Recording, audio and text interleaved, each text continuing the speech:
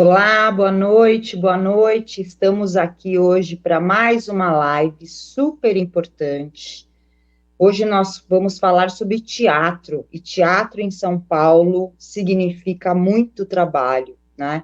Nós aí que temos mais ou menos mais de 3.000 grupos de teatro na cidade, a produção teatral é gigantesca, o número, né, de espetáculos por ano e de espetáculos em cartaz por ano é na faixa dos milhares, né? Uma pesquisa de 2018 aí feita pelo J. Leiva computou que em um ano, no ano de 2018, foram realizados mais de 15.000 noites de espetáculos na cidade de São Paulo. Espetáculos vários no mesmo dia, né? Centenas no mesmo dia. Então, o teatro na cidade de São Paulo é não apenas uma arte, né? É um modo de vida, de produção e de trabalho que emprega muita gente, gera renda para muitas famílias, e por isso que eu achei muito importante a gente trazer, né, hoje, para falar sobre a importância do Prêmio Zé Renato. Muita gente fala sobre o fomento, mas fala-se pouco, né, do Prêmio Zé Renato, e eu acho que a gente tem que falar mais, e assim como fortalecer o fomento, nós temos que fortalecer outros mecanismos de teatro, e fortalecer e criar novos mecanismos, né?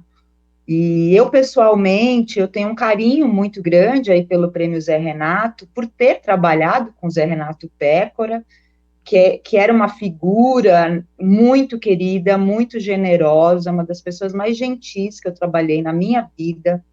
Tem até uma cena que acho que é curioso contar, a gente trabalhava com ele, com o Antônio Abujanra, e nós estávamos num voo, voltando de Curitiba, o Abujanra de um lado, né, sentado desse lado, o Zé desse, e o avião despressurizou, né?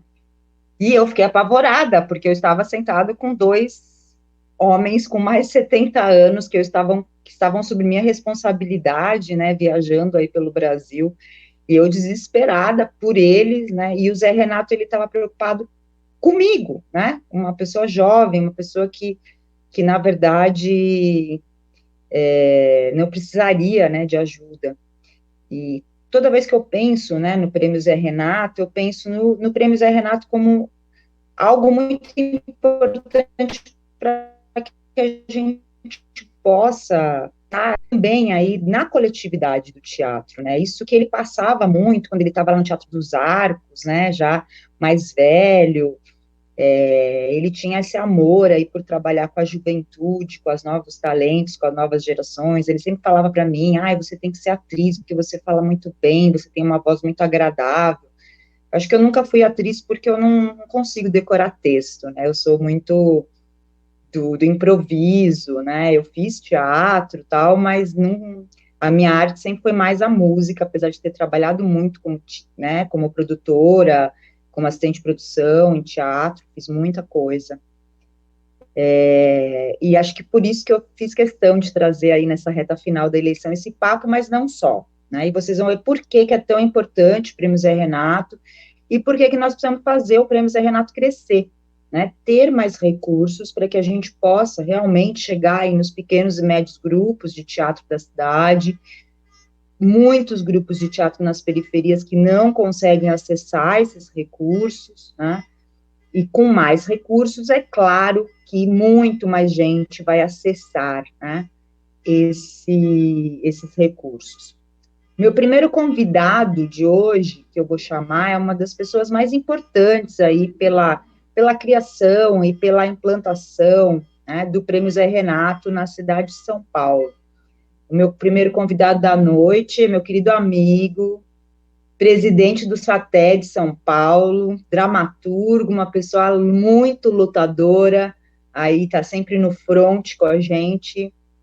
Venha, meu querido Norberto Carvalho. Salve, salve, Inti. Ô, querido, Uma saudação a bem-vindo. todos e todas. Vamos lá. eu reservei acho que é a primeira vez que eu faço isso, fazer um cronogramazinho para dar um contextualizar um pouco sobre o Prêmio Zé Renato. Vai ser breve, vai ser bem objetivo. Gostaria de lembrar, para a gente começar a discussão, o seguinte: nós estamos na cidade de São Paulo e em 2007 a gente já tem alguns anos de aplicação da Lei de Fomento ao Teatro para a cidade de São Paulo, que iniciou em 2002.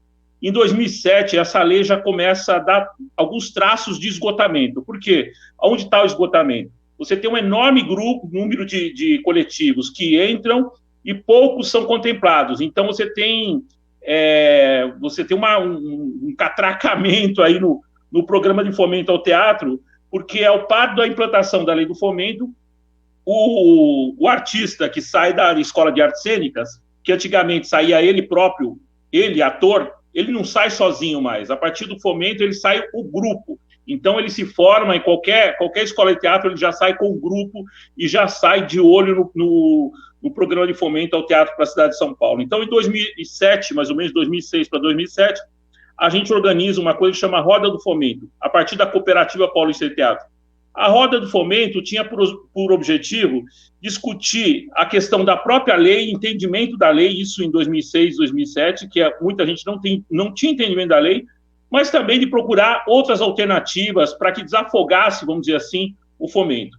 Bom, essa discussão, então, surgiu em 2006, 2007, então nós chegamos em 2012. Em 2012, a gente tem uma disputa, foi a maior disputa da história da Cooperativa Paulista de Teatro. Forma-se duas chapas, né? Eu estava numa chapa que o presidente era o Rudy, que é o atual presidente da Cooperativa Paulista de Teatro.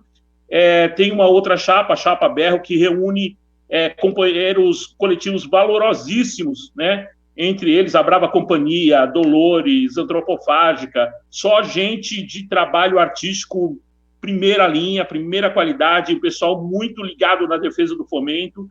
Mas, enfim, teve essa disputa, né? Como eu disse, foi a maior disputa da história da cooperativa. Em março, nós vencemos a eleição. Quando a gente vence a eleição contra uma chapa forte, que era a Chapa Berro, né? Que reunia, como eu falei, coletivos assim, artisticamente muito bem definidos, com uma construção poética muito elaborada, uma construção estética muito elaborada e uma compreensão política, sobretudo, do trabalho artístico também muito bem elaborado, a gente começa a sentir uma pressão, que é boa essa pressão. A pressão é o seguinte: o que vocês estão fazendo aí na cooperativa? Vocês ganharam a eleição, o que vocês estão fazendo aí? Isso em 2012. Em 2012, então, a gente começa a falar assim: olha, precisamos pensar alguma coisa urgentemente para desafogar o fomento. Essa é uma preocupação que a gente tinha. E uma das primeiras atitudes da nossa gestão foi o seguinte: vamos procurar reunir de novo o movimento Redemoinho. O Redemoinho era um movimento nacional de grupos que reunia os coletivos, os principais coletivos do Brasil, né? E a gente começou a rediscutir o prêmio Teatro Brasileiro. O Prêmio Teatro Brasileiro já tinha sido elaborado lá atrás, e esse Prêmio Teatro Brasileiro eu mesmo tive a oportunidade de algumas vezes levar para Brasília, entreguei na mão do Juca, acho que eu mesmo entreguei 3 vezes na mão do Juca, quando ele era ministro, depois quando ele foi secretário na gestão Haddad aqui, enfim. Mas existia essa preocupação em desafogar o fomento e criar novas portas, por assim dizer, de políticas públicas que pudessem atender a uma quantidade enorme de pessoas que não eram contempladas, de grupos que não eram contemplados. Isso em 2012. Isso em março de 2012. Então, vamos lembrar como cronograma que no final de 2012 tem a eleição do Haddad, né? A gente, inclusive, eu participei da eleição da campanha do Haddad, acabou elegendo, ele assume em 1º de janeiro de 2013. Quando ele assume, a gente já fica assim, oriçado, fala assim, vamos pensar em colocar alguma política pública. A gente até tinha uma discussão na roda do fomento de colocar uma lei para grupos estáveis, que contemplaria, inclusive, o grupo do Zé Renato, lá do Teatro dos Arcos, o Oficina, contemplaria a União Rio Vivo, o Vento Forte, dentre outros, né? E esses grupos não precisariam entrar no fomento, daí, de alguma forma, desafogaria o fomento. Ao paralelo a isso, da necessidade de desafogar o fomento, existe também uma pressão por parte dos pequenos e médios produtores que não se enquadram na lei de fomento, que não fazem teatro de pesquisa. Então, existe esse caldeirão todo rodando nesse momento, e daí o José Américo, que é do PT, né, que hoje é deputado, ele assumiu como presidente da Câmara Municipal de São Paulo, E o Zé Américo era um velho conhecido nosso, um amigo nosso, assim, uma pessoa boníssima, muito, muito comprometida com a cultura, né, com o setor artístico-cultural. Então, para resumir a história, certo dia tá lá, eu fui conversar com o Zé sobre não sei que assunto, nem lembro mais que assunto era, mas estava acabou discutindo o Gabriel Garcia Marques, a gente estava discutindo 100 anos de solidão, porque o Zé é uma pessoa muito culta, ele gosta de discutir literatura, ele gosta de discutir cinema, ele não é uma pessoa que você vai no gabinete dele e você fica discutindo a burocracia política e tal. Ele até discute política, mas assim, ele é uma pessoa assim, que tem uma visão ampla assim, da cultura, é uma pessoa muito culta, que gosta de conversar com as pessoas, e enfim. E estava lá eu, Zé, discutindo o Gabriel Garcia Marques, 100 anos de solidão, e discutindo personagens e tal. E dado momento ele falou o seguinte para mim: eu acho que tem uma janela para colocar uma outra lei entre o fomento, e aquela época não tinha outra coisa, né? Não tinha, só tinha o Vai 1, acho que o Vai 2, não sei se tinha o Vai 2 ainda. E o Vai. Tem uma porta para colocar, tem uma janela aí, uma janela política que dá para colocar um projeto de lei nesse espaço. Bom, saí de lá empolgadíssimo, né? Segundo a teoria do próprio Zé, se ele estiver vendo, ele vai talvez ficar bravo comigo, que quando os vereadores, os primeiros 6 meses, eles têm uma certa generosidade, vamos dizer assim. Mesmo esquerda, direita, traseira, não interessa. Né? A pessoa assumiu, e quem assume pela primeira vez, ele quer mostrar serviço, quer fazer coisas boas para a cidade. Essa é a teoria do Zé, e eu acho que vale muito isso. Depois ele vai aprendendo as malandragens, depois de 6 meses, daí cai fora. Mas, então, nesses primeiros 6 meses, existia essa possibilidade. E, por coincidência, a gente tinha, como líder da oposição, um vereador, né, chamado Floriano Pézaro, do PSDB, que também é uma pessoa boníssima, que estudou na FEFELESH, na USP, tem uma visão humanista fora do comum, uma pessoa incrível, assim, uma pessoa muito inteligente, né, e comprometida. Tanto é que dentro do próprio PSDB ele fica sempre com a pasta social, ele cuidando dessa questão social, porque é a área dele. Bom, então, eu queria dar esse dado para vocês perceberem o seguinte: existe uma confluência dos astros ali, né? E aí, por sorte, o destino me colocou no meio dessa confluência dos astros, e eu saí de lá com o compromisso de fazer a redação do Prêmio Zé Renato. No primeiro momento, a gente conversou lá na diretoria, eu falei com o Rudy falou: olha, vamos fazer uma reunião no Redemoinho, a gente puxa os grupos para discutir no Redemoinho, puxa uma discussão, e a gente faz uma construção coletiva desse projeto. Né? Então, vamos lá, fizemos uma primeira reunião, só que os grandes grupos que tinham participado da eleição tinham um rançozinho da gente chamar a reunião e eles virem, então não vieram. Então, quem que veio para essa reunião? Veio umas 8, 9 pessoas, de pessoas que não necessariamente eram organizadas em grupos, mas eram artistas independentes que não pegavam fomento e não pegavam outra política, às vezes não pegavam nenhum PROAC, que estavam interessados que tivesse uma política pública que os contemplasse também. Nessa reunião do Redemoinho, na verdade, não saiu nada, porque de 8 e 9 pessoas saíram 9 propostas de prêmios, Zé Renato. Né? Na verdade, o melhor que saiu nessa reunião foi o título do Prêmio Zé Renato, que na verdade no começo chamava José Renato Pécora, e que foi unânime. A gente falou assim: não, vai chamar José Renato Pécora, porque a gente tinha uma visão do Zé Renato, assim, Zé Renato sempre foi uma pessoa muito simples, apesar de ser esse ícone do teatro brasileiro, ele ia para a cooperativa, ele sentava do lado dos atores jovens, que às vezes nem conhecia, nem sabia quem estava sentado do lado dele, né? O ator jovem às vezes nem sabia quem era o Zé Renato, mas estava ali do lado dele para discutir o fomento, para discutir uma questão política da cooperativa, uma questão administrativa da cooperativa, e ele sempre foi muito generoso. Então, a gente teve unanimidade nisso. Bom, saí de lá, e daí saí com essa missão de escrever o Prêmio Zé Renato, já não dava para fazer coletivamente, mas acabou sendo coletivamente, porque eu fiquei com o papel da redação do Prêmio Zé Renato, e fiquei de costurar isso. Por quê? Porque a partir do momento que o Zé falou que a gente tinha essa janela política e que tinha o Floriano Pézaro como líder da oposição, o Zé falou o seguinte para mim: olha, aqui da nossa parte, do PT, a gente vai votar a favor. Você tem que ganhar lá o Floriano Pézaro, do PSDB. E fomos conversar com ele. Foi eu, o Rudy, conversamos com ele. Foi bacana. Ele tratou a gente super bem. Mas, a princípio, o que rolava? Parecia mais um prêmio da Cooperativa Paulista de Teatro. Então, já começou a rolar uma coisa assim: pô, mas não tem ninguém do PSDB? Vamos fazer outro prêmio, mas só o pessoal do PT? E daí, o seguinte, como eu fiquei com essa questão na redação, eu fiquei de costurar essa aliança enorme entre os fazedores de teatro da cidade de São Paulo. E já tinha como referência o prêmio Teatro Brasileiro, que o Prêmio Teatro Brasileiro contemplava tanto teatro de grupos como pequenos e médios produtores, né? Então a gente ia fazer, a princípio, um prêmio para a produção, né? Aqui no meu computador, antes de começar a reunião, eu estava vendo, deve ter umas 30 versões do Prêmio Zé Renato. Mas vamos lá. Antes de chegar nas 30 versões, começou o diálogo com esses grupos, né? Eu lembro de uma reunião que eu coloquei a importância do Prêmio Zé Renato numa reunião administrativa da cooperativa, e daí eu vou falar uma coisa assim, vou falar o que eu falei. Falei o seguinte, eu estava tão puto que as pessoas não vinham, né, junto, ajudar o Prêmio Zé Renato, estava muito na minha mão. Eu falei assim, eu estou dando o cu para aprovar esse prêmio aqui. E o pessoal riu muito, falou assim, não, a gente não está dando o cu por isso não vai passar. Muita crítica. Naquela reunião eu sofri muita crítica, que o pessoal dizia o seguinte, você está conversando muito com a PETESP, com a Analia Alvarez, você está conversando com a direita do teatro. Nem sei se é direita, né? Não acho incorreto chamar o pessoal de direita, mas enfim. Mas tinha esse ranço, né? Tinha essa coisa.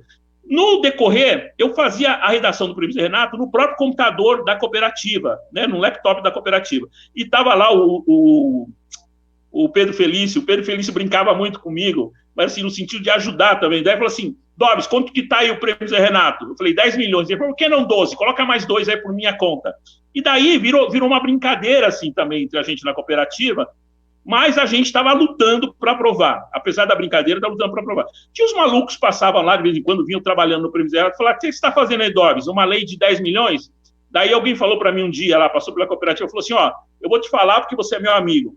Vereador, passa 2 gestões, não toca nem nome de rua, nem nome de praça. Como que você vai colocar um prêmio de 10 milhões? Você está louco? Né? Tipo assim, tinha muita gozação em cima disso. Bom, enfim.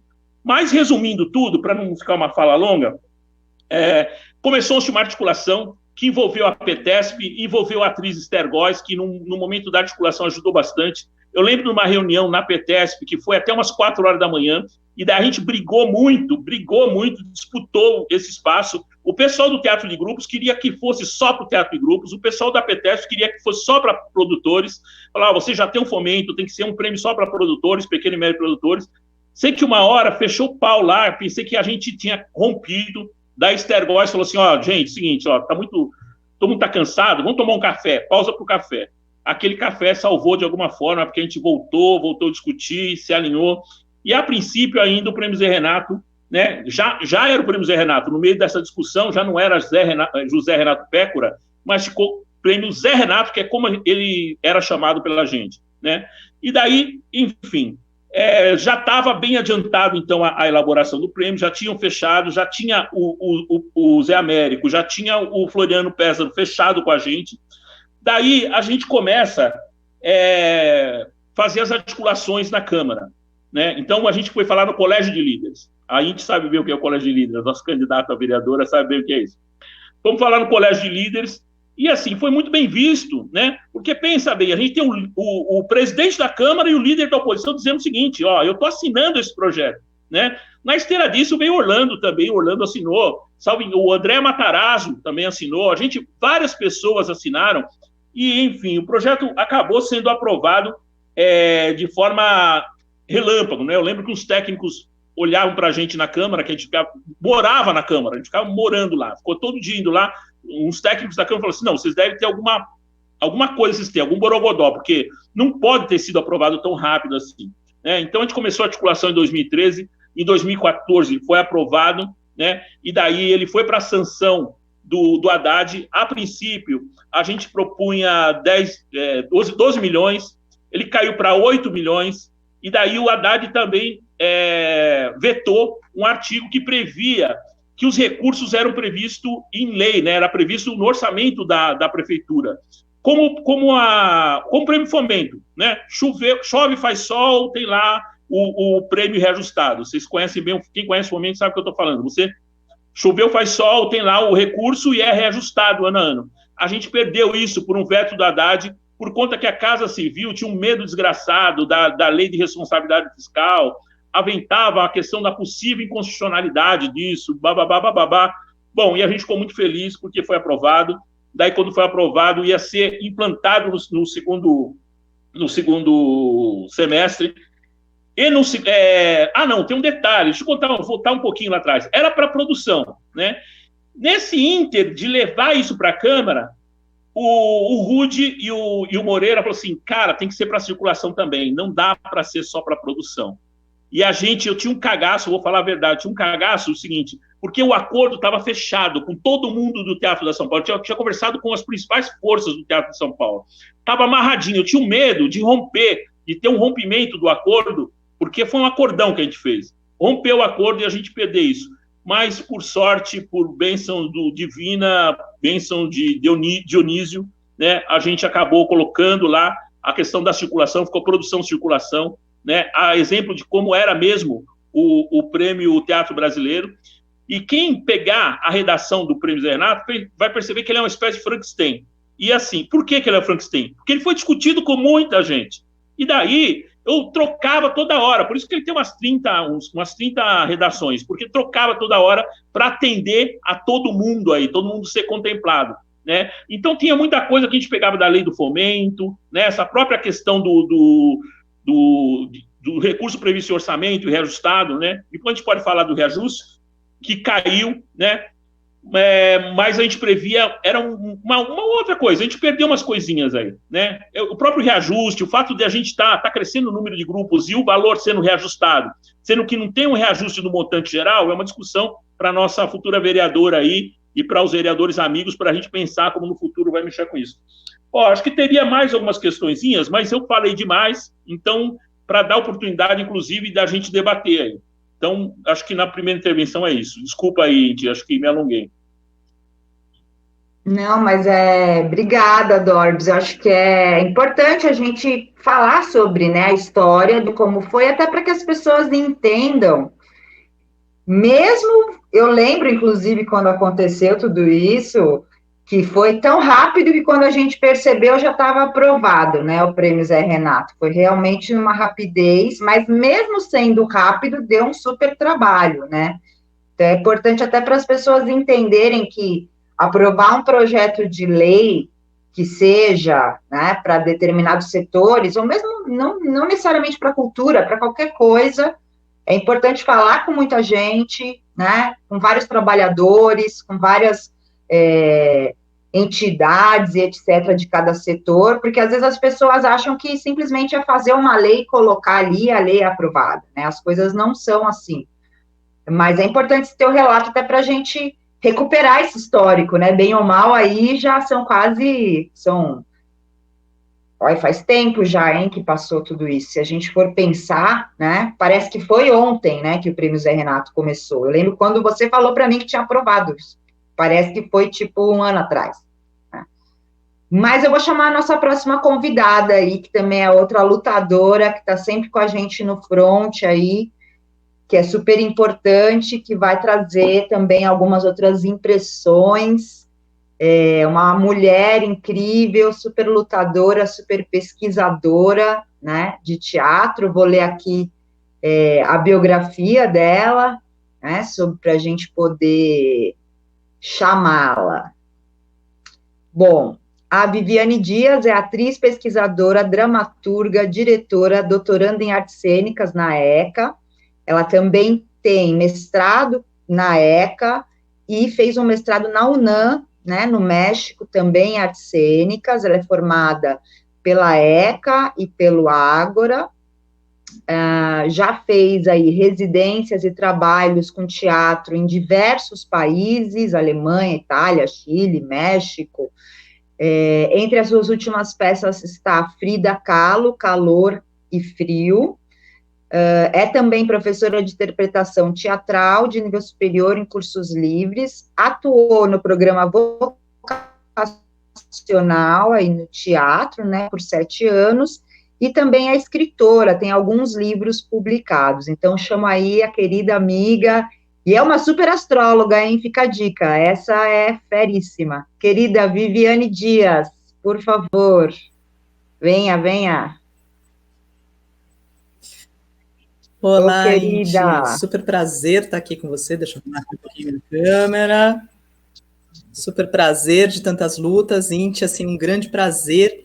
Sempre a gente lutando na Câmara e tal, sempre a minha referência íntima, mulher de muito tempo de luta, de muito conhecimento, qualquer dúvida, eu bati um telefone íntimo, esclarece isso aqui, então é uma grande honra saber que você está aqui como vereadora, é minha vereadora, acho importante afirmar isso aqui, né, meu voto é para você, porque eu acho muito importante a gente votar em quem está lutando pela cultura.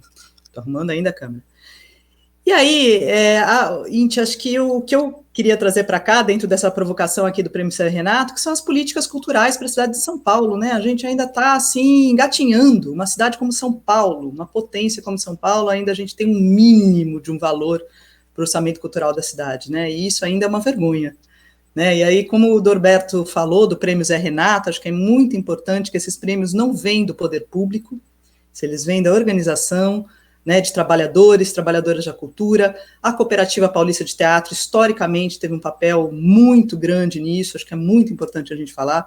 E a gente hoje tem leis importantíssimas que são referências no mundo inteiro. Uma dessas leis, a Lei de Fomento ao Teatro, é uma lei referência porque ela é feita para grupos de pesquisa continuada, que têm dificuldade de acesso ao mercado, que trabalham com investigação, né? Então, é uma lei muito importante para grupos de pesquisa que está o tempo inteiro sendo atacada. Temos o Prêmio Zé Renato, mas eu acho que a gente tem campo para ainda uma série de outras possibilidades de incentivo em cultura. E, às vezes, a gente tem algumas leis, e eu acho que a gente poderia pensar muito em outros modelos, e acho que essa é a provocação para esse novo tempo, como que a gente pode ter outros modelos de financiamento para a cultura.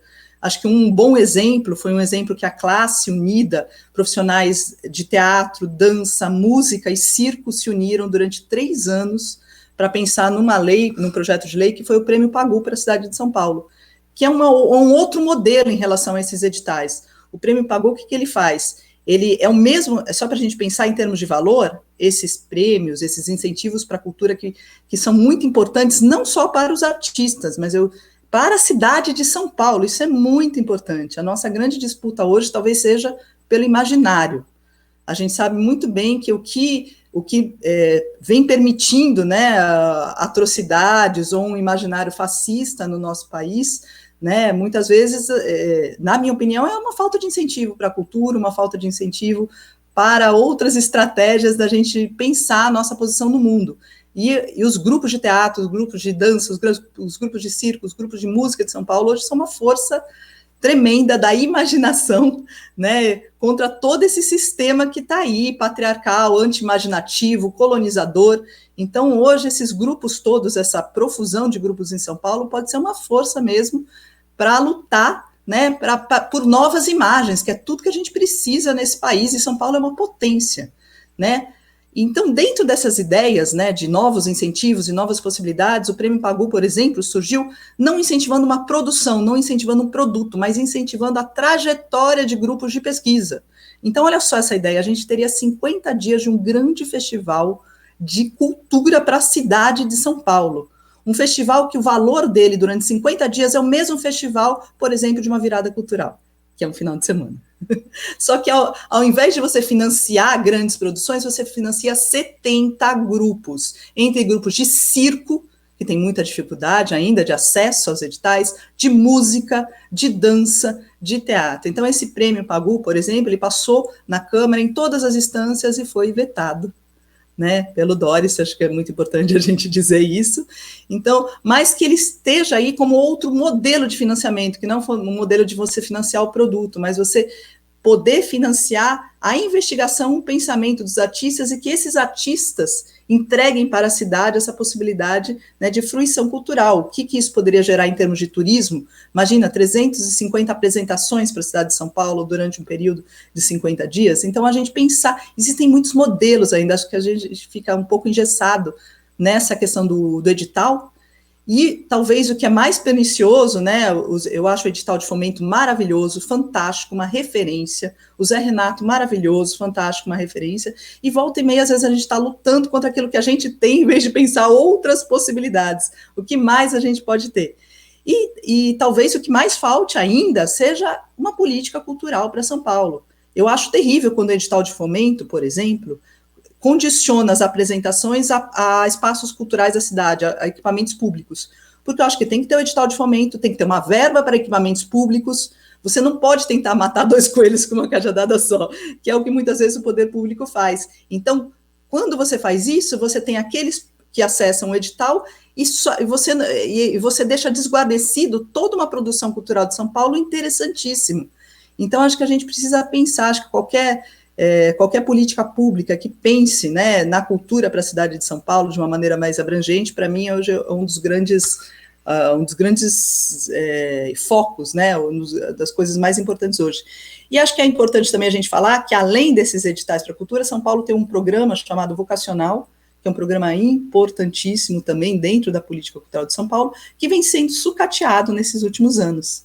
Então, esse é um programa que chega nas periferias, nos CELs, nas casas de cultura, e, historicamente, desse programa, muitos grupos saíram para fazer o VAI.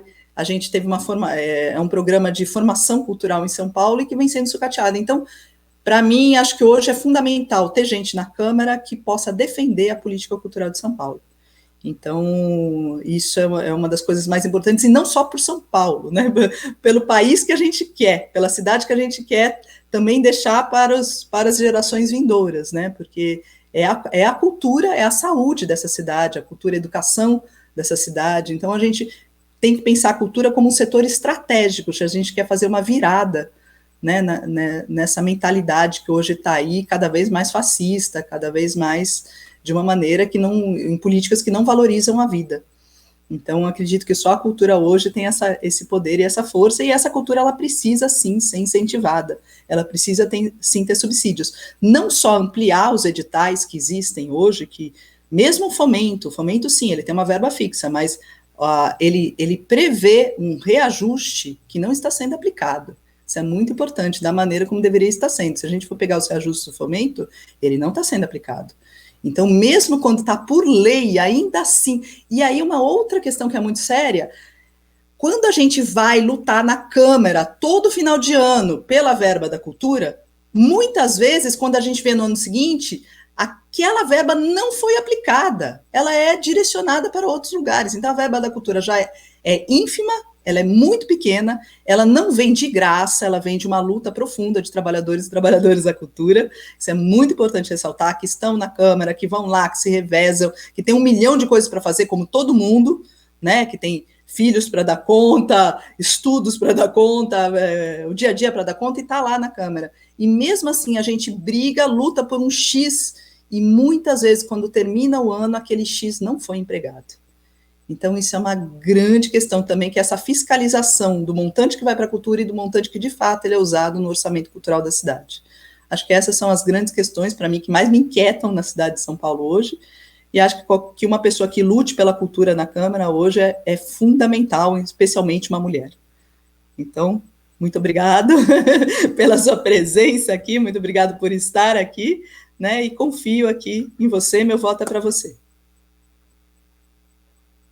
Ô, querida, muito obrigada, uma honra ouvir tudo isso, e até por tantos anos que a gente luta juntas aí, tantas coisas que a gente já passou naquela Câmara Municipal que só a gente sabe, né, e principalmente como mulheres, né, não é um espaço que gosta das mulheres, mas a gente vai dominar cada vez mais aquele espaço para que ele seja plural, né, para as mulheres, para os não brancos, para que a gente possa trazer cada vez mais diversidade aí. E eu acho que a função da cultura é essa também, né? A gente acha que a gente só consegue mudar o mundo pela cultura e pela educação mesmo. Ainda bem que nós somos essas pessoas aí corajosas, né? De fazer tudo isso, porque realmente o pessoal fala que a gente trabalha por amor, né? Com cultura, porque se a gente gostasse mesmo de dinheiro, de outras coisas, a gente, né, mas não tem como, a gente nasceu para fazer isso, né, gente? A gente tem uma missão aqui, né? Então, te agradeço muito aí, até pelo panorama que você trouxe, que nós temos, né, outras possibilidades, né? O Prêmio Pagu, nada impede da gente retomar do zero, né? Da gente pegar o Prêmio Pagu, que pode ser mais um mecanismo também, tá? Até porque os que já estão aprovados em lei, né, a gente tem que fortalecer né? E os que ainda não estão em lei, a gente vai cuidando de fazer com que eles deem conta, né, de outros grupos artísticos, de outros parâmetros, que São Paulo é muito grande, como é que a gente vai fazer, né, para que todo mundo, todos os produtores culturais, quando eu falo isso, eu estou falando dos trabalhadores, das atrizes, dos músicos, eu estou falando de produtores num sentido de quem faz, né, e a gente vai precisar fazer muita lei de cultura ainda, viu, Dorberto? Você já se prepare aí que você vai me ajudar muito também nisso, viu, meu amigo? Você sabe, né? Bom, vamos chamar aí outra camarada maravilhosa, parceira, que é uma das pessoas que me inspiram muito aí nas minhas lutas, né? Para que eu nunca me esqueça aí, né, da minha luta socialista, da minha luta de esquerda, que é uma grande amiga, muito querida, uma geminiana incrível, brava que nem eu, adoro, né? Ela é atriz, psicóloga, diretora teatral, arte educadora, produtora cultural, dramaturga, integrante e fundadora do Bando de Teatro dos Comuns, secretária política do Coletivo Cultural Vianinha, atualmente integra a equipe interdisciplinar do CAPS AD3 da Brasilândia como psicóloga, é uma querida, uma lutadora aí do PCB, minha querida, minha amiga Alessandra Cavanha. Venha ler. Agora estaremos em 4. 3 mulheres, hein, Dorbertas? 3 guerreiras aí. Ô, querida, seja bem-vinda. Nos ouve aí, tudo certo? Microfone.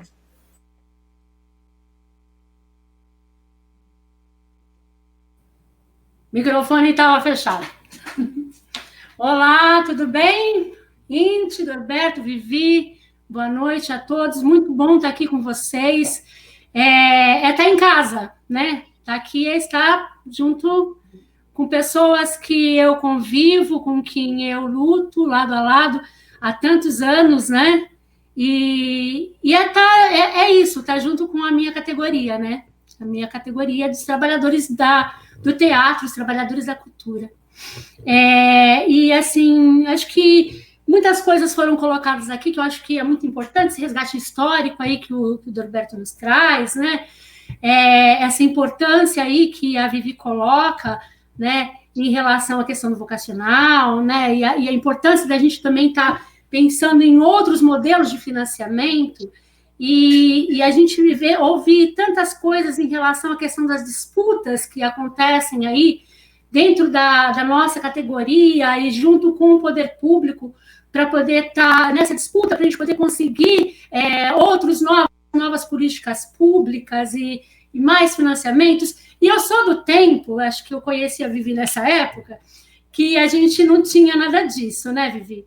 A gente não tinha fomento, a gente não tinha Zé Renato, mal tinha, assim, uma lei Rouanet que a gente não conseguia acessar porque a gente não tinha cartucho ali no elenco de um globalzinho que todo mundo conhecesse para poder conseguir pudesse financiar nossos trabalhos. E a gente tinha que meter a mão na massa e fazia teatro de qualquer jeito, né?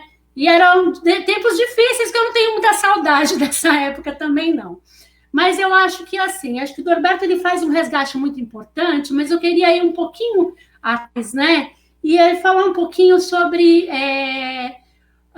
teatro e luta de classe. Eu acho que é aí que a gente começa a pensar em todas essas contradições que a gente acaba tendo que presenciar dentro da nossa própria categoria, enquanto a gente não conseguir se olhar para si, né, e começar a fazer alguns elementos, até mesmo de autocrítica mesmo, de alguns posicionamentos que a gente tem diante de algumas questões, e também da gente conseguir entender todos esses meandros desse jogo interno aí que a gente tem para poder estar conseguindo, ali com duras custas, conseguir alguns editais que possa contemplar, não a maioria, mas que o certo seria que todo mundo pudesse ter acesso a esse dinheiro, porque isso daí também faz parte, levar acesso às pessoas, dar acesso às pessoas, à população do teatro, não é só fazer formação de base, não é só fazer formação de plateia, não é só contrapartida social, né? Dar acesso às pessoas ao teatro é também dar possibilidade que pessoas, fazedores, trabalhadores da cultura, que historicamente não são contemplados por esses editais, por essas verbas, possam ter condições, sim, de ter acesso a elas, né? E concordo com a Vivi plenamente, a gente tem que pensar em novos recursos, a gente tem que pensar em novas maneiras de financiamento, e a gente tem que pensar nessas várias linguagens que a gente tem aí, né? Várias especificidades sobre a cultura, né? Porque a cultura é uma coisa muito ampla, né? Teatro em si já é muito. Nós temos várias formas, vários modos de fazeres teatrais, né? E todos eles perpassam por uma questão de trabalho. Teatro é trabalho, né? E eu acho que isso a gente tem que reforçar bastante, né? Me incomoda muito quando alguém fala assim, nós somos da classe artística. Não, eu não sou da classe artística. Eu sou trabalhadora do teatro. Porque no Brasil, parece que se tem 3 classes, né? Você tem os proletariados, né? Que é o grosso, né? Que é o que vai lá que é o chão de fábrica, que é o trabalhador, né? Que é explorado e que produz tudo que existe nesse país. Você tem a burguesia, que é aquele que explora a força de trabalho do trabalhador, e você tem a classe artística, que é assim, representantes de Dionísio na Terra, né? E que estão aqui para poder trazer beleza e poesia, né? E eu acho que a gente tem que acabar com isso, a gente tem que colocar o pé no chão e entender que nós fazemos parte de uma categoria, que é uma categoria de trabalhadores do teatro, trabalhadores da cultura, né? Porque enquanto a gente não conseguir entender isso, vai ficar muito complicado e muito difícil. E aí eu vou jogar uma provocação depois para o Norberto. E aí o que acontece? Eu acho que quando a gente está falando dessa questão de trabalho, teatro como trabalho, a gente tem que pensar também qual que é o interesse, né? Aonde é que entra esses interesses que até então a gente vê tantas lutas internas, mas a gente não consegue entender onde que está o dedo invisível lá do capitalista, né? Botando né? Os da gente. Né? A gente não consegue perceber, né? Então, eu acho que é isso. A Inti, ela coloca uma fala ali, finalizou, falando a gente só consegue mudar o mundo pela cultura e educação, e eu acrescento também pela luta de classe, né? E quando eu digo isso, eu penso, pensando a cultura como uma supercultura de uma sociedade de classe, né? E onde ela é um elemento fundamental nessa disputa hegemônica e contra-hegemônica de um discurso, né? De um pensamento da classe dominante, né? Justamente isso, é uma luta mesmo, sabe? Aqueles cabos de aço, né? Um puxa daqui, outro puxa dali, outro puxa de lá, outro puxa de cá. Isso. Nós, como trabalhadores do teatro, a gente tem um modo de produção, principalmente a gente que trabalha com teatro de grupo, que é bem diferente dos modos de produção de um teatro burguês, né? E que a gente tem justamente esses modos de produção muito coletivizados, e isso daí nos proporciona que a gente tem uma visão muito mais ampla em relação à questão da realidade, né, e das estruturas dessa realidade, a gente consiga se articular melhor entre si. E, então, eu acho que para a gente é muito... isso daí a gente, por isso que, historicamente, nós do teatro, aqui, no Brasil e nas cidades de São Paulo, que sempre a gente acaba desencadeando vários movimentos aí e que acaba indo pelo Brasil inteiro, e eu acho que é aí que eu queria colocar sobre a questão do Zé Renato Pécora, né? Porque o Zé Renato Pécora, vamos pegar essa questão dessa disputa hegemônica contra hegemônica, vamos colocar isso daí na história, como é que isso daí se encaixa, né? Então, vamos lá atrás, né? Zé Renato Pécora, ele era do Teatro Arena, né? Parceiro do Vianinha. E eu vi Coletivo Cultural Vianinha justamente em homenagem ao nosso querido Oduvaldo Viana Filho, que foi parceiro do Zé Renato Pécora, do Augusto Boal, né, do Jean Francisco Guarnieri, né, de tantos outros, Zequete, e tantos outros, né, que foram tão importantes, né, no Teatro de Arena. Mas a gente fala muito de Teatro de Arena, mas eu acho que é importante a gente localizar o Teatro de Arena na história, num período social, histórico e político, né? Porque há um modelo de teatro que ele é da ordem vigente.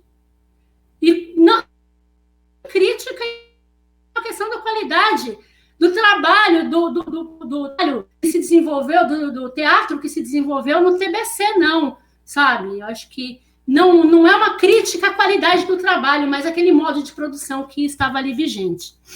Então, existia todo um modelo de teatro que era um teatro da ordem, né? Era um teatro da hegemonia, né?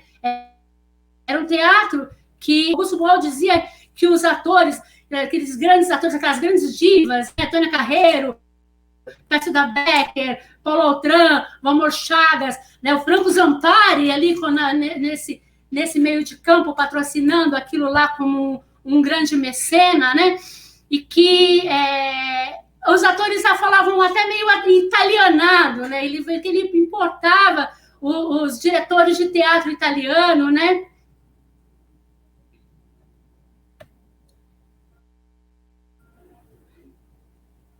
Não, continua, Ale. Eu acho que é o Norberto que está sem som, por isso que ele mandou essa mensagem. Continua, Ale, por favor. Tá surdo, nego.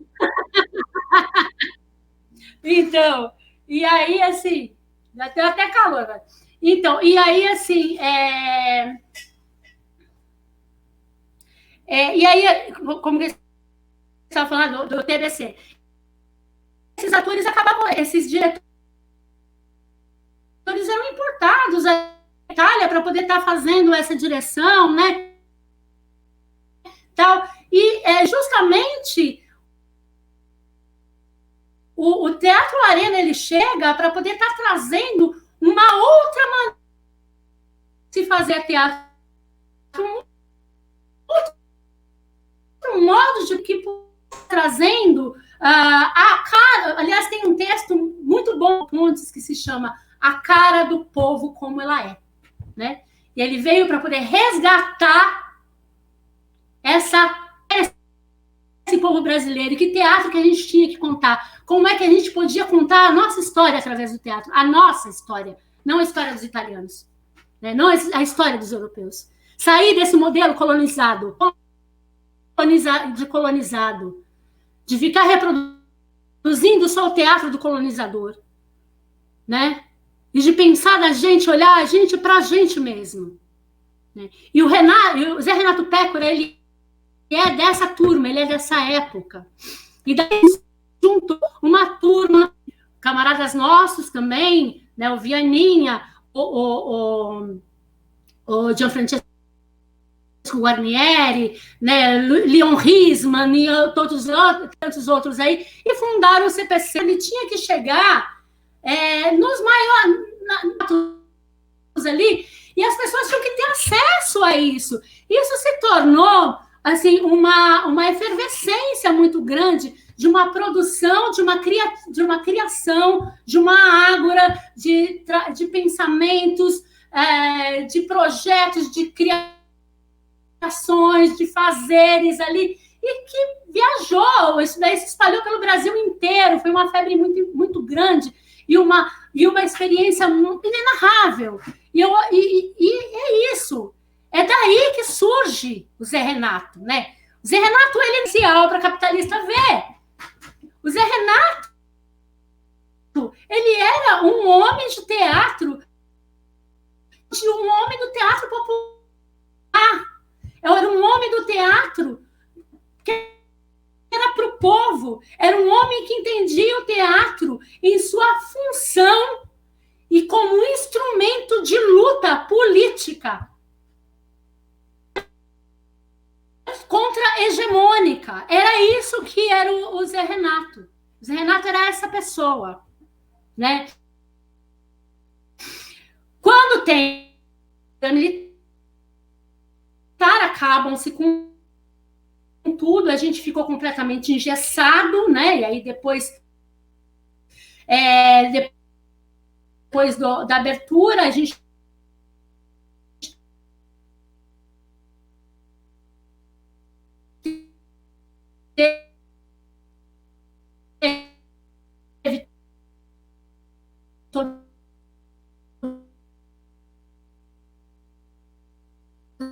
Tá travando o seu, Ale, agora. Agora é o seu.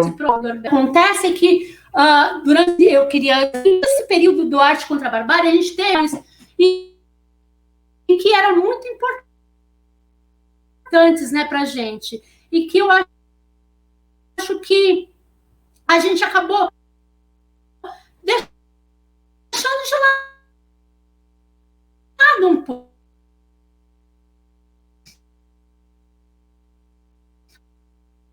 Ale, tá travando bastante a sua fala aí, só para te avisar, viu? Tá ouvindo? Tá travando bastante aí a sua fala. Alô? Então, dá para ouvir? Tá. Tô ouvindo vocês. Tá tudo travado.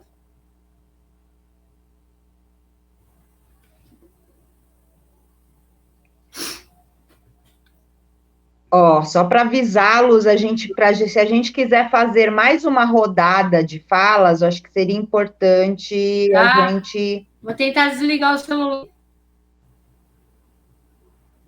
Alô? Alô, pode falar.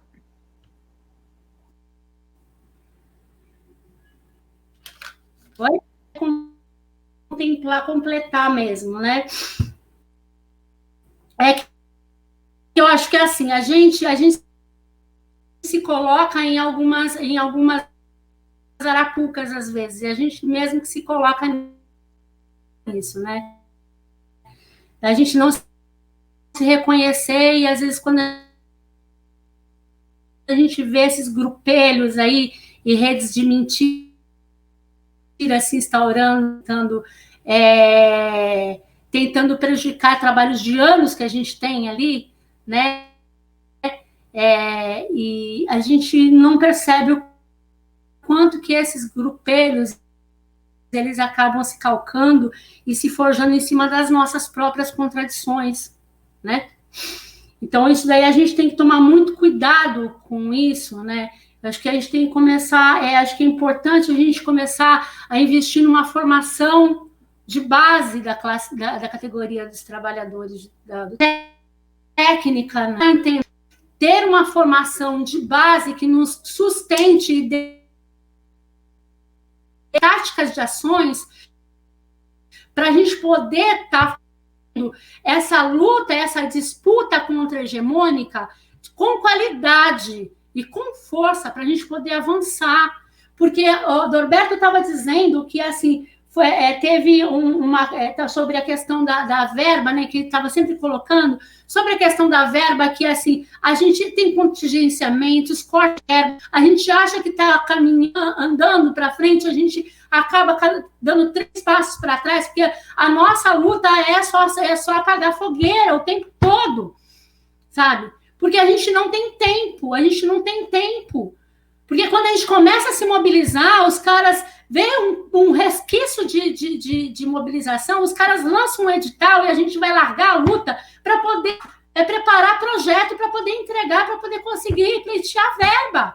E se a gente não tiver estratégia de ação, se a gente não tiver uma formação, se a gente não tiver muita categoria de base, a gente não vai conseguir dar conta e vai ser todo ano 7-1, gente. E os caras estão com um trator passando por cima da gente, sabe? E daqui a pouco não vai ter nem mais Renato, nem mais Fomento, nem mais nada, sabe? A gente tem que lutar pela essa ampliação do Fomento, sim. A gente tem que lutar pela ampliação do Zé Renato, sim, de todas as leis, todas as políticas públicas para a cultura, sim, mas a gente tem que parar de ficar só na resistência, povo. A gente tem que avançar nessa luta, porque não adianta ficar escrevendo cartinhas de repúdio para capitalista, porque eles vão dar risada da nossa cara e vão continuar passando feito um trator em cima da gente. Entendeu? Eu acho que é isso, gente, sabe? Enfim, e é isso, eu acho que nesse ponto, Norberto, o SATEG é primordial, cara, é primordial para poder conseguir organizar essa categoria, para conseguir dar formação de base para esse povo. Porque eu acho que, vamos pegar historicamente até o laço do SATEG, Sindicato dos Artistas e Técnicos. Gente, é sindicato da categoria dos trabalhadores do teatro, caralho! Vamos parar de dividir as pessoas, sabe? De turma do alto clero e baixo clero, eu tenho fomento e você não tem, sabe? E vamos se unir, sabe? Nessa bagaça aí que é pra gente poder conseguir não resistir só, mas pra gente poder conseguir avançar. Tinha pra falar, por enquanto. Obrigada, querida. Por isso que você está aqui, minha amiga, porque é isso. A gente chegou num ponto de Brasil que a gente precisa ir para o fronte, para frente, porque ultimamente a gente só vai para o fronte para tentar fazer um escudo magnético e não para não destruírem tudo, né, Norberto? Porque é isso que a gente tem feito ultimamente. A gente não aguenta mais, né? Rezar para não vetarem a próxima lei. Né? Quantas leis, né? Quando vetaram o PAGU, quando vetaram a lei dos mestres, quando vetaram o vai idoso, porque a gente só ouviu notícia ruim nesses últimos 4 anos, gente. Quantas leis nós ouvimos? Cada semana era uma lei nova que o Dória ou o Covas vetava, e o pior é a gente ver amigos nossos que vão votar nessa turma, e eu não sei nem o porquê, né? Enfim, vamos para a próxima, fazer uma rodada final aí de falas. Acho que seria importante até, Norberto, esse negócio do reajuste, né, que a gente estava conversando sobre isso até esses dias, né, que a gente estava rodando aí por São Paulo com o Boulos, porque bem ou mal o corte lá em 2017 foi feio, né, o prêmio Zé Renato foi cortado pela metade e desde então ficou assim, né? E olha que não faltou luta, né? Mas eu queria só que vocês fizessem essa questão, né? Porque até o tema é o prêmio Zé Renato, né? Mas num sentido de agora vem a lei orçamentária anual, né? As nossas lutas, pela primeira vez nós vamos fazer online, não sei como é que vai ser, né? Mas a gente precisa muito aí que o prêmio Zé Renato cresça, porque a situação dos trabalhadores do Teatro de São Paulo chegou num ponto que a Lei Aldir Blanc não serviu para muita coisa, não. Então, eu queria que vocês fizessem essa nova rodada, de uns 3 minutos cada um, pensando nesse futuro agora, né? Porque a gente vai ter muito trabalho aí nas próximas semanas. O que vocês acham disso? Vamos fazer na ordem de novo, Norberto? Bom, bora lá. Eu gosto muito da fala da Alessandra, da questão da luta de classe, que é por onde eu me norteei a vida inteira. Minha base de formação é isso. A minha base é marxista-leninista, então não tenho como fugir.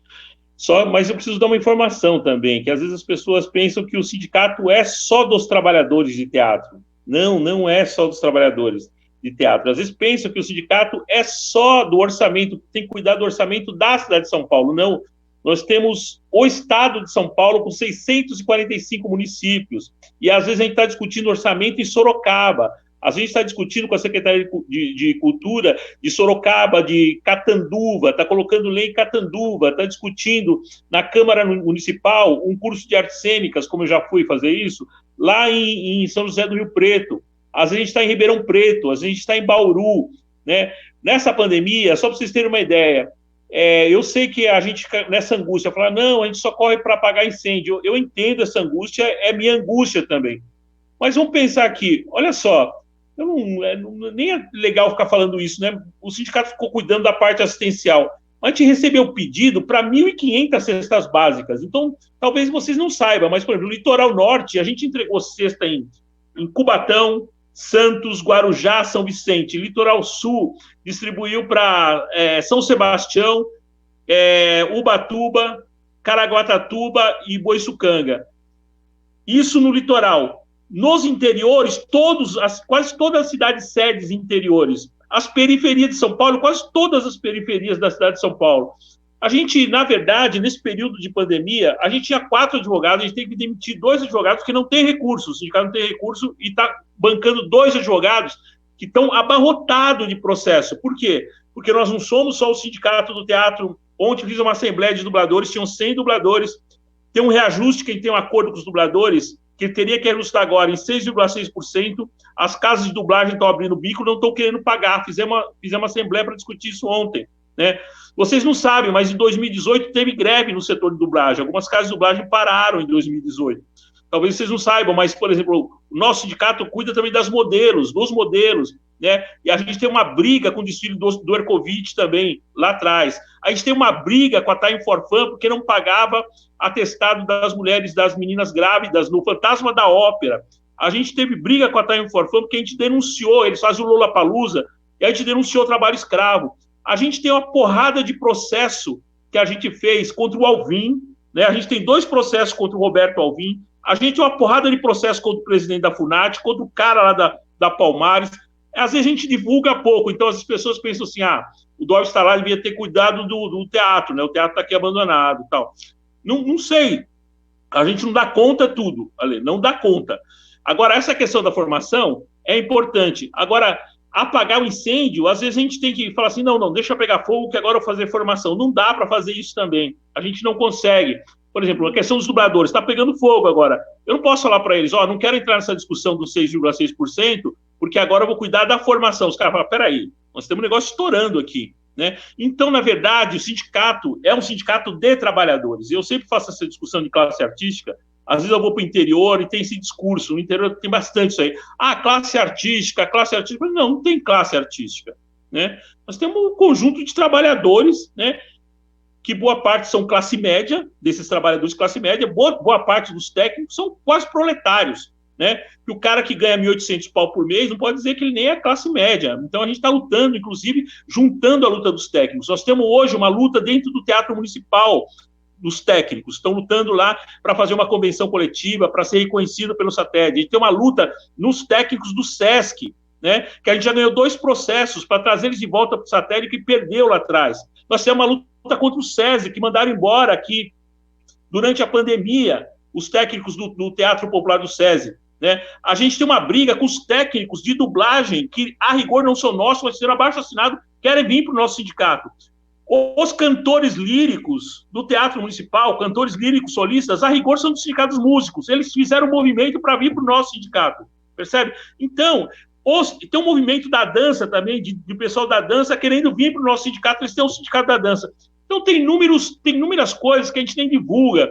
Então, às vezes, eu me sinto até injustiçado quando alguém fala assim, o sindicato faz nota de repúdio. A gente faz nota de repúdio também, mas a gente não faz só nota de repúdio, né? Eu estou sendo processado, tenho 2 processos sendo processado pelo MBL, né? Ninguém sabe disso, mas não é o sindicato que está sendo processado, eles estão me processando nominalmente para eu devolver 8 milhões para o programa de fomento ao teatro para a cidade de São Paulo, sendo que eu não ganhei nenhuma vez, né? Nenhuma vez eu ganhei o programa de fomento. Quando eu escrevi sobre os 5 anos, quem escrevi foi a Iná Camargo Costa, e eu estava junto com ela na pesquisa, que a gente fez o livro dos 5 anos de fomento.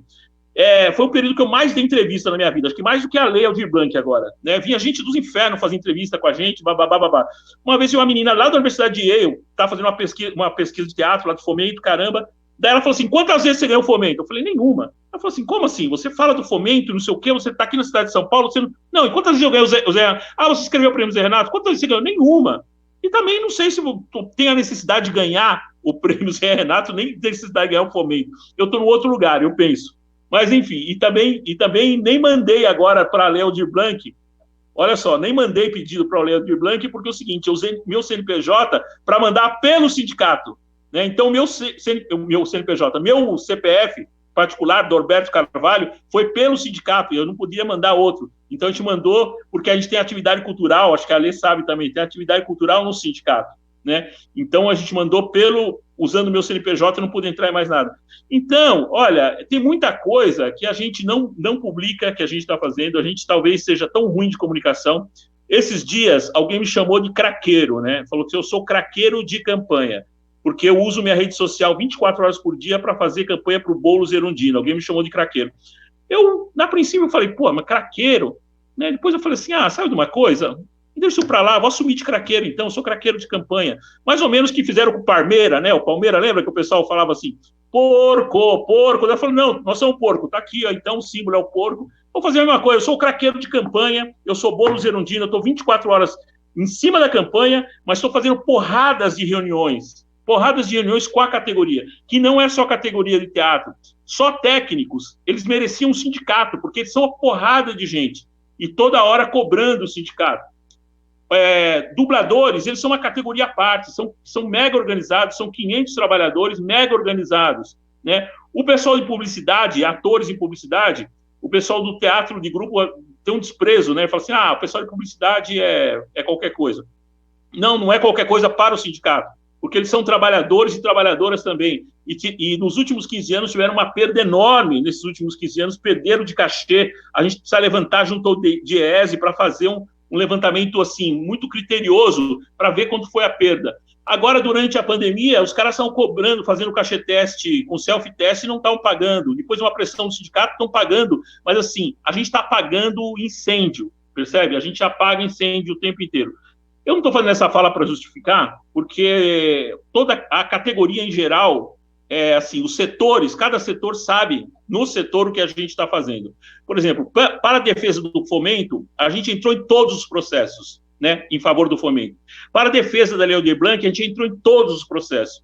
Talvez vocês não saibam, mas tem uma menina chamada Cris Ramires, que é assessora da Benedita da Silva, e eu falava durante a feitura da Lei Aldir Blanc, falei com ela de madrugada várias vezes, eu dialogo com a Cris direto e reto, tá certo? A gente teve inúmeras vezes em Brasília, a gente barrou o registro, acabar o registro profissional com a DPF, a DPF que queria acabar com o registro profissional, a gente teve lá, rodou o STF, o Supremo, conversamos com todo mundo, com gregos e baianos. Eu tomo muito pau porque eu converso com todo mundo, eu converso com esquerda, com direita, com a traseira, o pessoal, vez ou outra, me chama aqui no WhatsApp, fala um monte, fala que eu não deveria conversar com a esquerda, fala que eu deveria fazer outra coisa, só que é o seguinte, o sindicato ele ficou 32 anos na mão da Lígia, na mão de uma administração familiar. Então, até hoje, talvez você não saiba, Lê, mas eu preciso falar isso para você, e você precisa chegar mais junto do sindicato para eu te explicar isso.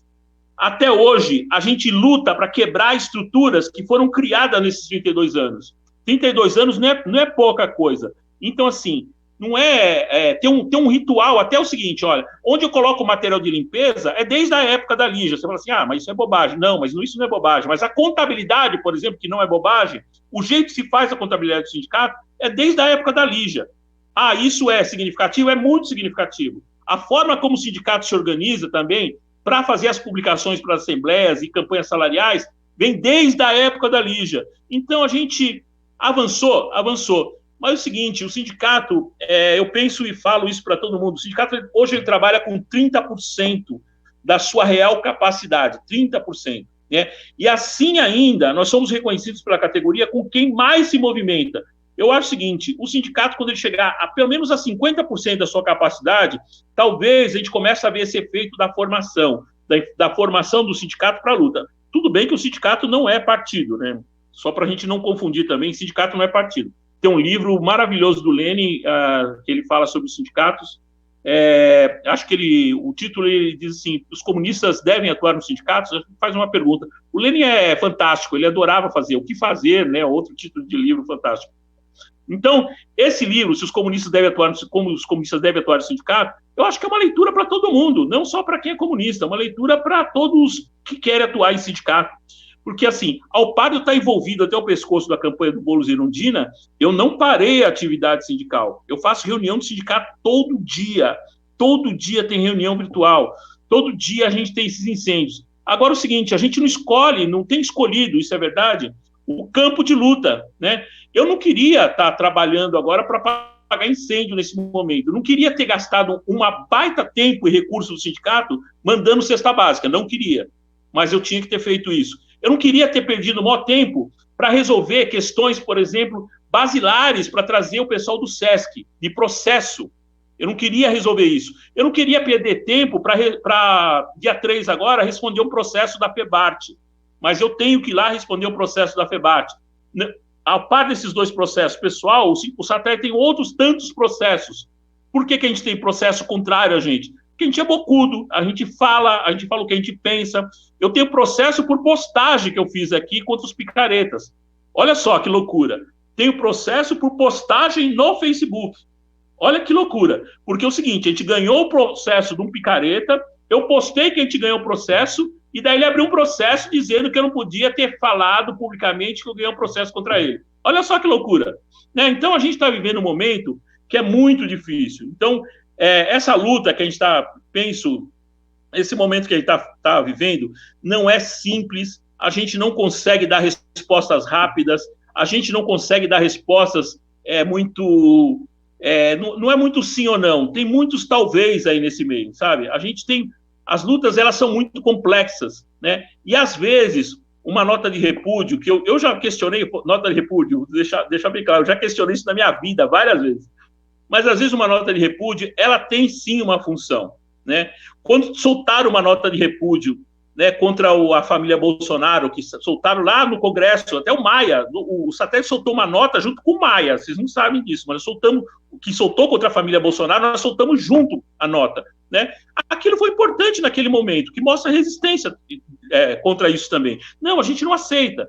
Daí a gente fez o processo contra o Alvim. Nós somos o primeiro sindicato, ninguém sabe disso, nós somos o primeiro sindicato, primeira instituição, não só o sindicato, primeira instituição que abriu o processo contra o Roberto Alvim. Né? Assim que ele falou bobagem lá, entramos com o processo. Nós entramos com o processo contra o Roberto Alvim contra a ocupação do Teatro Glaucio Rocha no Rio de Janeiro, que ele deu para a mão dos evangélicos. Nós entramos como denúncia no Ministério Público Federal.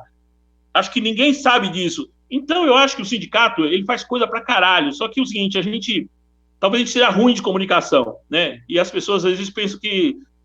tem gente que estão falando isso para mim, falando assim, o presidente do sindicato só está na campanha da Erundina. Se usasse toda essa energia da campanha do Boulos da Erundina para a luta sindical, não estou só na campanha do Boulos da Erundina, não. Né? Não estou mesmo, não. A gente tem atividade, ontem teve reunião, hoje terminando essa reunião, tenho que escrever um documento, e esse documento tem que ser enviado para o sindicato da indústria audiovisual do estado de São Paulo. Então, tem umas burocracias que você não consegue fugir. Porque a estrutura sindical, ela é de 1934. Ela vem do Estado Novo. A gente não mudou a estrutura sindical. Então, fica difícil, só para concluir, que eu falei demais, só para concluir, fica difícil explicar, por exemplo, por que os fotógrafos do Teatro Municipal que querem fazer parte do sindicato, por que eles não podem fazer parte. Fica difícil explicar para os cantores solistas do Teatro Municipal e do Teatro São Pedro, que querem fazer parte do satélite, por que eles não podem. Né? Tem que explicar para eles que na Constituição, foi votado na Constituição Cidadã de 1988, tem uma cláusula lá que diz sobre a unicidade sindical. Agora o seguinte, pergunta para mim, eu não queria ter os fotógrafos dentro do sindicato? Não queria ter os cantores solistas dentro do sindicato? Não queria ter o pessoal da dança? Lógico que eu queria, só que é o seguinte, não queria fazer formação? Volta para a questão da formação. Talvez você não saiba também, eu vou só terminar com isso. Eu fui militante do PCdoB durante metade da minha vida, né? E uma coisa que eu fazia dentro do PCdoB era dar formação no interior. Então, é o seguinte, porradas de livros eu tive que ler, porradas de Lenin, Marx e Lenin e tal. Só que é o seguinte, eu não vejo a teoria dissociada da realidade prática.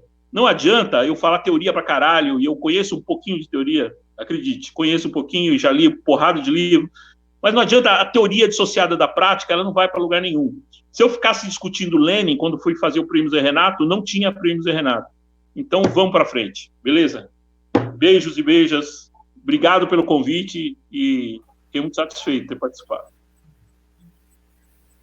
Obrigada, Doris. Ó, a comunicação é sempre bom a gente melhorar, mas eu quero que você continue aí, porque eu tô adorando seus posts sobre o Boulos, estou achando demais, né? Acho que é isso, tamo junto, meu querido. Vivi, por favor.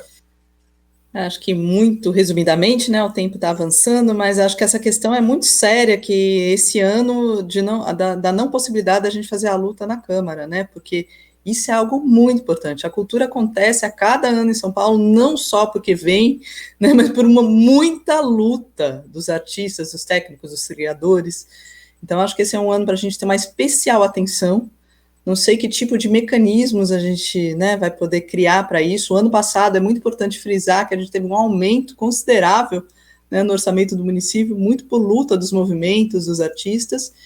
Então, eu acho que isso é bastante preocupante, ainda mais sendo uma transição, né, de prefeitura. Acho que é um dos temas mais importantes, talvez, para a gente pensar numa época de pandemia, o que se vai fazer com esse orçamento da cultura. Acho que que a gente não está olhando para isso de maneira, com atenção devida, né, porque tudo, afinal, é muito novo, mas a gente está precisando se manter muito atento e forte, com muita presença, né, então acho que isso é uma grande questão, e junto com essa questão, como está sendo mecanismos da gente poder controlar, averiguar o poder público no tocante ao uso dos recursos destinados à cultura.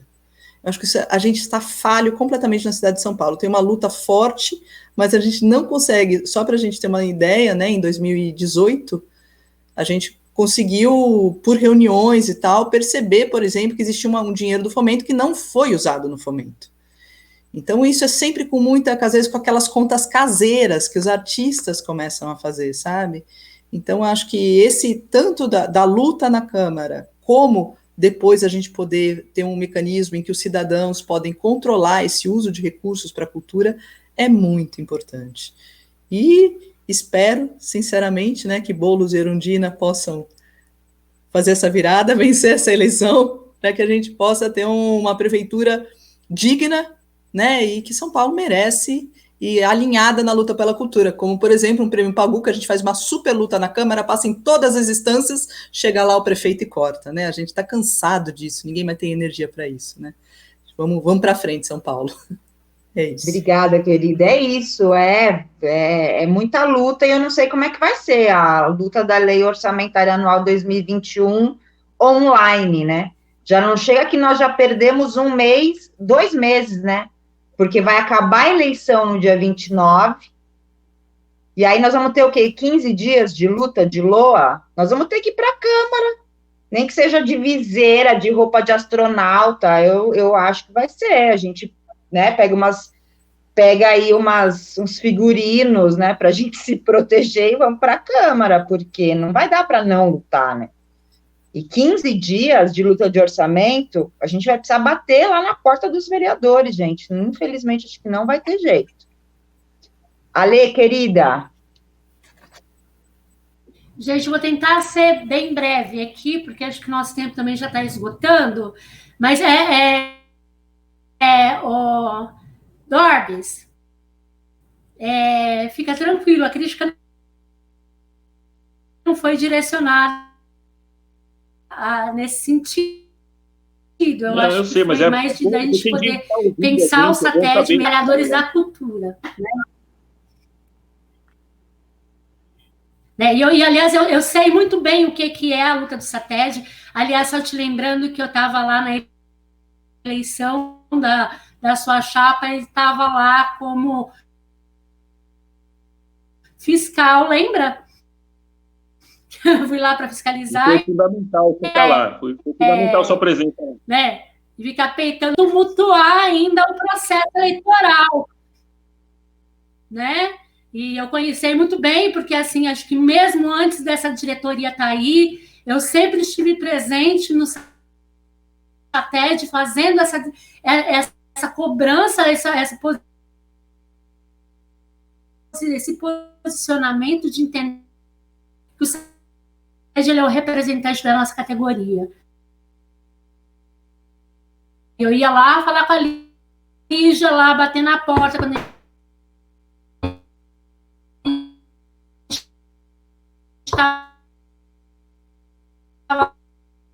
em 2011 para poder para a gente poder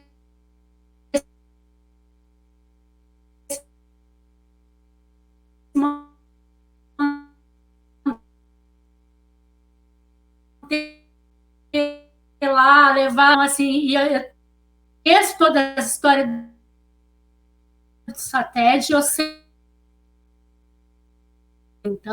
das dívidas, das processos trabalhistas que vocês têm que enfrentar, que veio de herança lá daquela turma, lá daquela dinastia que veio antes, lá com a Lígia de Paula Souza.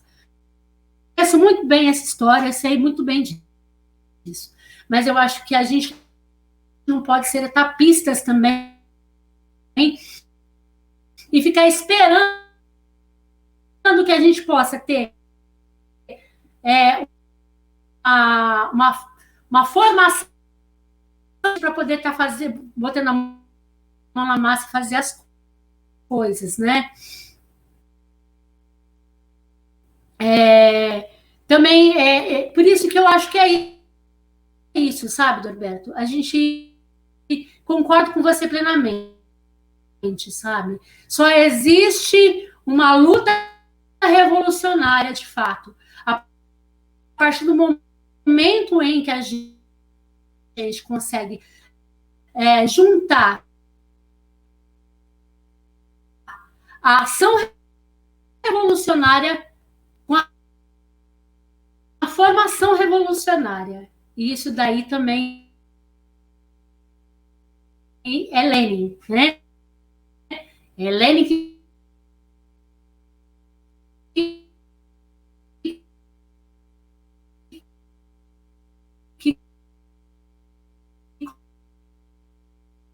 coloca isso, né?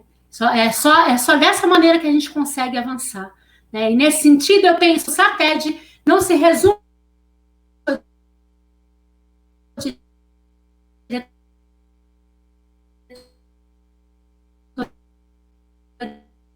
e nem só a figura do seu presidente. Não seja o SATED, somos todos nós, eu acho que é isso. Porque a nossa categoria é muito mais ampla do que simplesmente os seus filiados, né? E nesse sentido, até coloco essa provocação e te coloco mesmo, assim, para a gente poder... Depois a gente pode conversar sobre isso. Vamos trabalhar isso, vamos fazer isso. Quando eu falo da gente fazer uma formação, estou jogando a bola para o SATED, para ele, bora lá. É isso que eu estou fazendo, né? E aí que eu queria com um poema do Brecht, chamado Sempre que o nosso casaco se rasga, vocês vêm correndo dizer: assim não pode ser, isso vai acabar, custe o que custar. Ferramos, e ao voltar, sempre triunfantes nos mostram o que por nós conquistaram. Ótimo, eis o remendo. Mas onde está o nosso... Sempre que nós gritamos de fome, vocês vêm correndo dizer, e cheios de ardor, vão aos senhores, enquanto nós guardamos o estômago, esperamos. E ao voltar, sempre triunfante, um pedacinho de pão. Que bom, né? Este é o pão. Não precisamos só do remendo, precisamos o casaco inteiro. Não precisamos só do emprego, toda a fábrica precisamos, e mais o carvão precisamos. O que vocês têm a nos dar? É isso. Minha querida, acho um momento muito importante, né? Tô lá na campanha, lá com a nossa bancada. Querida, obrigada. Fechar com Brecht é fechar sempre muito bem, né? Grande mestre aí, que nos ensinou muito e nos ensina e nos ensinará sempre. Eu sempre, quando preciso ter alguma ideia, pensar alguma coisa, eu recorro ao Brecht. Isso eu aprendi com o Zé Renato e com a Bu, e isso eu nunca vou deixar de fazer, né? Porque o Brecht sempre tem bons conselhos para gente. Queridos, Dorbs, Vivi, Ale, vocês são pessoas que eu gosto demais, por isso que vocês estão aqui hoje nesse papo, porque teatro é vida, teatro é trabalho, teatro é luta. Teatro, como o próprio Brecht nos ensina, é uma forma de transformar a realidade também, na luta de classes, né? A gente precisa terminar, obrigada aí para quem assistiu até agora, esse papo, compartilhem, é importante, acho que é uma reflexão aí, não só sobre teatro, como vocês viram, sobre trabalho com cultura, sobre política, nós falamos de tudo aqui, né? Essa semana ainda teremos aí outras lives sobre outros assuntos também. Agradeço mais uma vez quem ficou, queridos, Dorbs, Vivi, Ale, até daqui a pouco a gente vai de astronauta na Câmara, mas nós vamos. Falou, queridos, é nóis. Boa noite, boa noite. Boa noite.